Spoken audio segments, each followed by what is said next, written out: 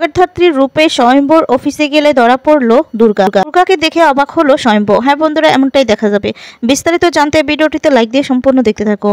গল্পের শুরুতেই দেখা যায় ডক্টর বাচ্চু খুন হয়েছে সেই অফিসে, সেখানে গিয়ে সবকিছু ঘাটতে থাকে। আর ঠিক তখনই একটি বিলের কাগজও পায়, আর সেটা দেখে দুর্গা সবটা বুঝতে পেরে যায়। এরপর দুর্গার ফোনে ফোন আসে, তখন সেই ফোনটা করেছে ডক্টর শ্রীমতী সেন। এরপর বলছে, জানতাম আপনি ফোন করবেন। আর তখন বলে, আপনি কি চান? আপনি কি পুলিশের ডিপার্টমেন্টে কাজ করেন?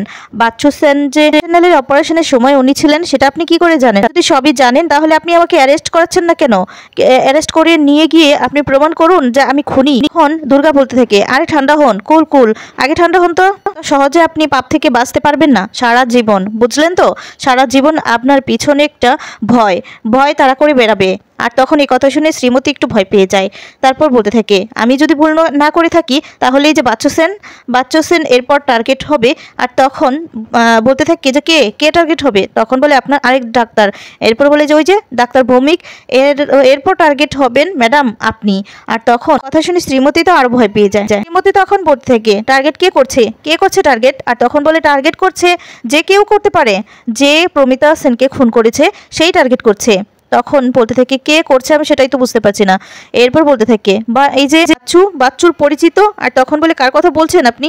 আর তখন বলে, দিব্যা সেনের নামটা শুনে শ্রীমতী ভয় পেয়ে যায়।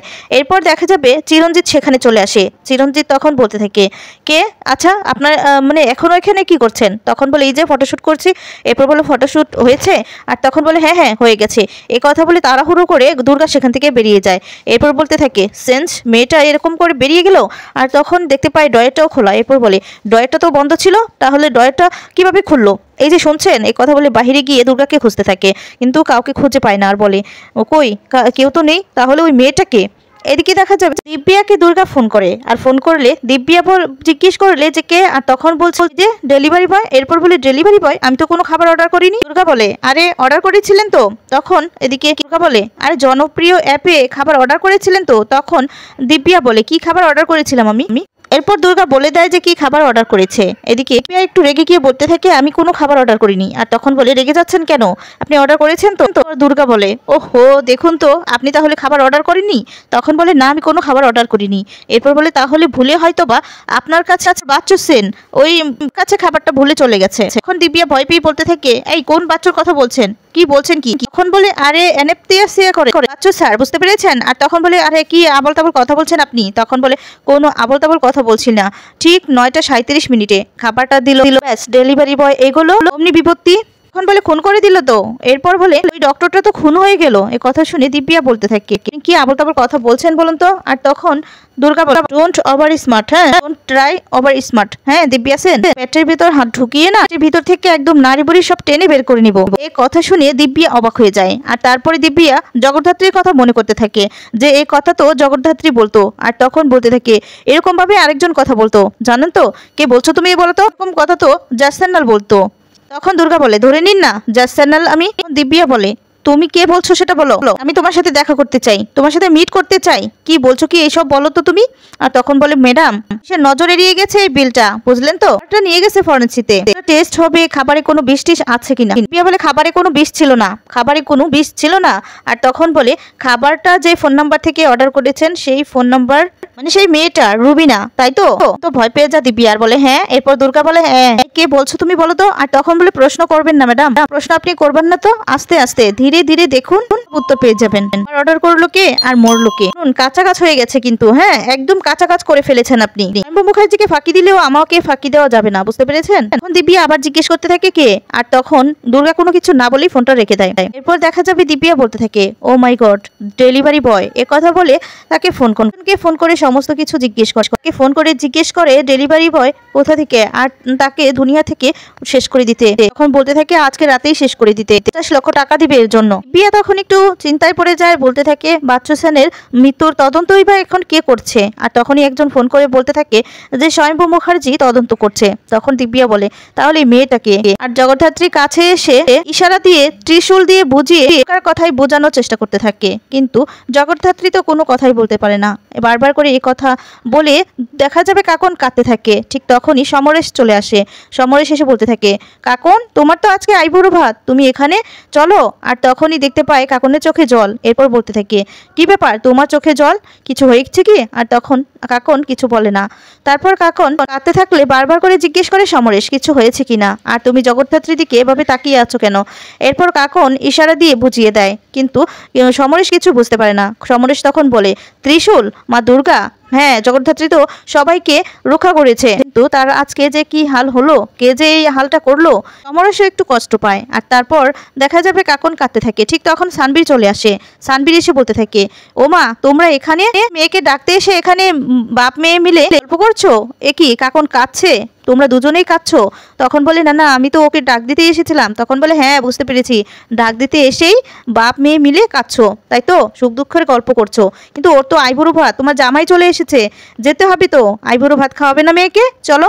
আর তখন তাদেরকে সেখান থেকে নিয়ে যায়। এদিকে দেখা যাবে দুর্গা জগদ্ধাত্রী রূপে সে যে একটা চাদর মুড়ে বসে থাকে আর কাঁদতে থাকে। আর তখনই কালবোস মামা এসে বলতে থাকে কি রে দুর্গা তুই কাঁদছিস, কেন কাঁদছিস? আর তখন বলতে থাকে আমার কিছু হয়নি, কিছু না। তখন বলে না না কিছু তো একটা হয়েছে, তুই কেন কাঁদছিস? তখন বলে কিছু হয়নি বুড়ো, বলছি তো কিছু হয়নি, বেশি কথা বলিস না তো, ইমার্জেন্সি কাজ আছে, আমাকে বের হতে হবে। তখন বলি তুই কোথায় বের হবি, বুঝতে পারছিস না? তুই হলো দুর্গা মুখার্জি, কৌশিকী মুখার্জি পরিবারের মেয়ে, স্বয়ম্ভু মুখার্জি, রাজনাথ মুখার্জি। ওরা তুই যে যখন তখন এইভাবে বেরিয়ে যাচ্ছিস, তোর যদি কিছু হয়ে যায়, ওরা আমাকে যদি জিজ্ঞেস করে, তখন তখন সারা জীবন তো ওরা আমাকে ধরবে, ওরা আমাকে বলবে আমি তোকে সামনে রাখতে পারিনি।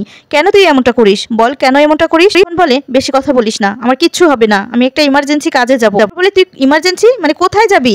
তখন বলে ওই স্বয়ম্ভু মুখার্জি আমার বোকা বাপটা, ওর অফিসে যাবো রে। আর তখন বলে অফিসে যাবি, তুই বুঝতে পারছিস?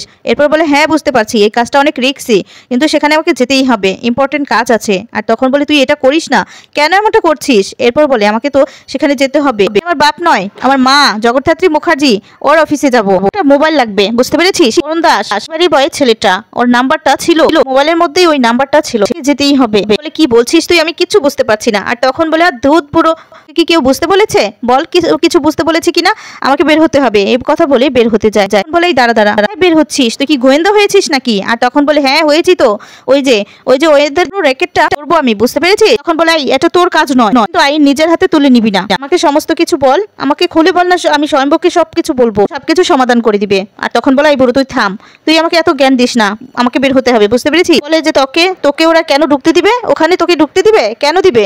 আর তখন বলে কেন দিবে দেখবি। এই কথা বলে চাদরটা সরিয়ে দেয়। আর চাদরটা সরিয়ে দিলে কালবোস মামা তো অবাক হয়ে যায়, কারণ একদম পুরো জগদ্ধাত্রীর মতো সেজেছে। জগদ্ধাত্রী যখন ডিউটিতে ছিল জ্যাস হিসেবে, আর তখন যেভাবে ছিল ঠিক সেভাবেই দুর্গা সেজেছে। তখন জগদ্ধাত্রীর কথাই কালবোস মামা ভাবতে থাকে আর বলতে থাকে তুই তো একদম জ্যাস চ্যানেলের মতো রে, একদম জগদ্ধাত্রীর মতো সেজেছিস। আর তখন বলে আমি তো এখন জগদ্ধাত্রী। তখন বলে কিন্তু জগদ্ধাত্রী, কিন্তু সবাই তো জানে জগদ্ধাত্রী এখন কোনো কথা বলতে পারে না, ও একদম নিঃস্ব হয়ে বসে আছে। আর তখন বলে হ্যাঁ জানে তো, কিন্তু সবাই আমার মাকে ভুলে গিয়েছে, বুঝতে পেরেছিস? ভুলে গিয়েছে তো বছরের কথা এখন আর মনে রাখে না। কথা বলেই দুর্গা বেরিয়ে যায়। আর তখন এদিকে কালবোস মামা ভয় পেয়ে যায় আর বলতে থাকে কথাটা এক্ষুনি কৌশিকীকে জানাতে হবে। এই কথা বলেই কৌশিকীকে ফোন করতে যায় আর ফোন করতে থাকে, কিন্তু কোনো রকম ভাবেই কৌশিকী ফোন ধরছে না। এদিকে কাকনের আইবুড়ো ভাত হচ্ছে আর তাকেই খাওয়াচ্ছে সংকল্পকে। আর তখন এদিকে কালবোস মামা অস্থির হয়ে যায়, বলতে থাকে ফোনটা ধরো কৌশিকী, ফোনটা ধরো। কৌশিকী কোনো রকম ভাবেই ফোনটা বাজছে সেটা দেখতেই পায় না। এরপর কালবোস মামা বলছে এখন কি হবে, ফোনটা তো ধরছে না কৌশিকী। এদিকে দেখা যাবে যখন স্বয়ম্ভুর অফিসে যায় আর সবাই তো দুর্গাকে দেখে অবাক হয়ে যায়। তারপর যখন স্বয়ম্ভু বলতে পারে যে জ্যাস এসেছে, স্বয়ম্ভুর কথা শুনে অবাক হয়ে যায়, বলতে থাকে এটা কি করে সম্ভব, এটা কি করে সম্ভব। তখন সিসিটিভি ফুটেজে দেখতে পায় জগদ্ধাত্রীর মতোই জ্যাস, জগদ্ধাত্রীর রূপে যে দুর্গা সেটা তো আর বুঝতে পারেনি স্বয়ম্ভু। বন্ধুরা এবার কি হবে, তাহলে কি বাপ মেয়ে একসাথে মুখোমুখি হবে? তোমাদের কি মনে হয়? কমেন্টস করে তোমাদের মতামত জানিয়ে দাও। ধন্যবাদ।